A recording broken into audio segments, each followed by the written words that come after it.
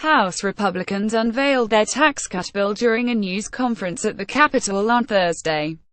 Drago for the New York Times. Washington. Veterans of previous efforts to rewrite the tax code warn that overhauling the tax code is hard because it creates winners and losers, and the losers fight harder than the winners to make sure the legislation fails.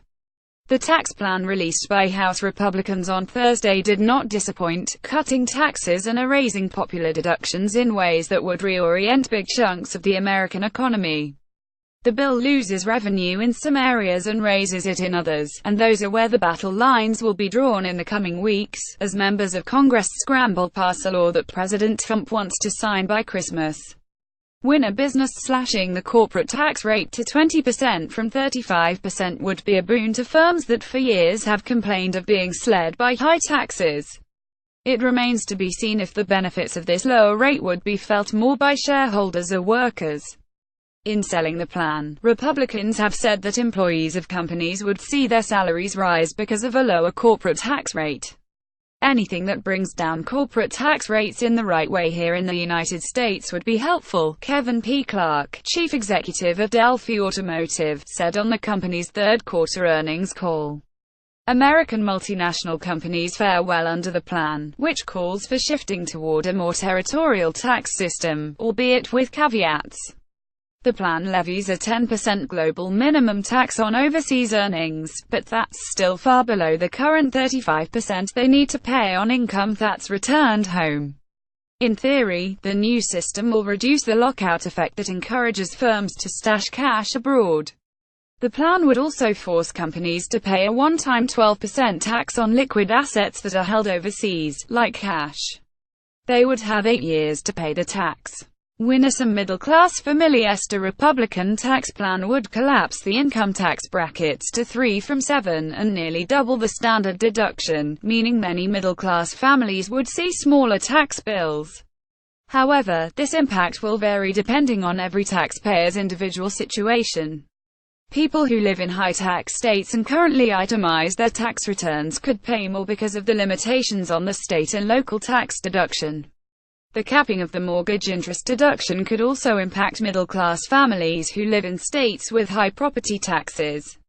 And, if the legislation dampens home prices, as realtors are warning, it could diminish the wealth of middle-class families whose biggest investment is generally their home.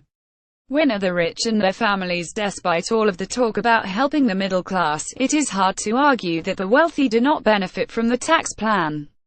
The top tax rate for millionaires holds steady at 39.6%, while the estate tax and the alternative minimum tax or AMT, which hit primarily wealthy Americans, are ultimately eliminated. Mr. Trump, a billionaire, has criticized the death tax and the AMT provisions over the years as unfair.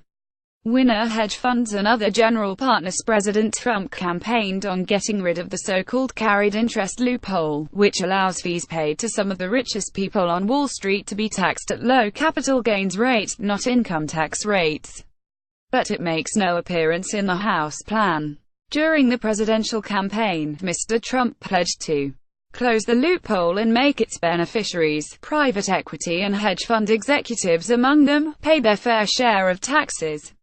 He once proclaimed that hedge fund guys are getting away with murder. Carried interest, which is essentially the profits reaped by hedge fund managers and private equity executives, is currently taxed at a long-term capital gains rate that is about half the roughly 40% ordinary income rate for the highest earners.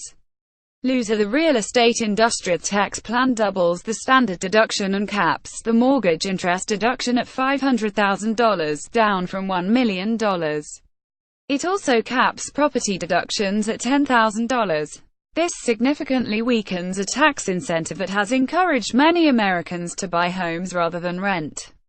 Home builders and realtors quickly came out against the bill, warning that it could create a recession in the housing market and cause a slide in home prices.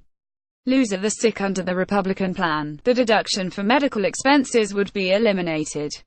This currently applies to taxpayers, spouses or other dependents with health expenses that exceed a tenth of the taxpayer's income.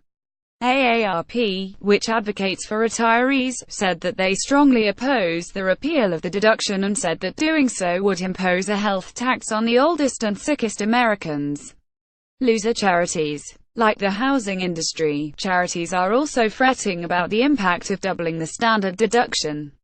While charitable deductions are preserved in the plan, middle-class families that take advantage of the larger standard deduction could be less likely to give to charity as a way of reducing their taxable income. This, in turn, could mean less giving. Loser university endowments. Currently, private universities are exempt from the tax that private foundations pay on their investment income. That would change under the Republican plan, which would levy a 1.4% excise tax on private colleges and universities with at least 500 students and assets that are valued at $100,000 per time student. The plan will likely draw strong opposition from the higher education community. It would raise $3 billion in revenue over a decade. Loser rare disease sufferers. The tax plan calls for the repeal of a tax credit that drug companies use to perform clinical testing for drugs that treat rare diseases. The credit is central to the business model for such firms, and eliminating it could mean that big pharmaceutical companies will have little reason to invest in drugs that help small patient populations. Loser the deficits. Republicans used to consider themselves deficit hawks, but their plan will add at least $1.5 trillion to the federal debt over a decade. Many economists think that it will be more than this because Republican tax writers are using optimistic assumptions about economic growth when assessing their plan. If deficits continue to swell, it would depress economic growth, and lawmakers would likely have to consider raising taxes or cutting spending to compensate as an aging population puts pressure on federal entitlement programs like Social Security and Medicare.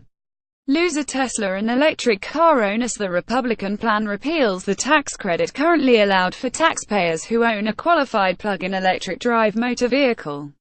Under current law, a taxpayer may claim a maximum credit of $7,500 for each qualified plug-in electric drive motor vehicle placed in service.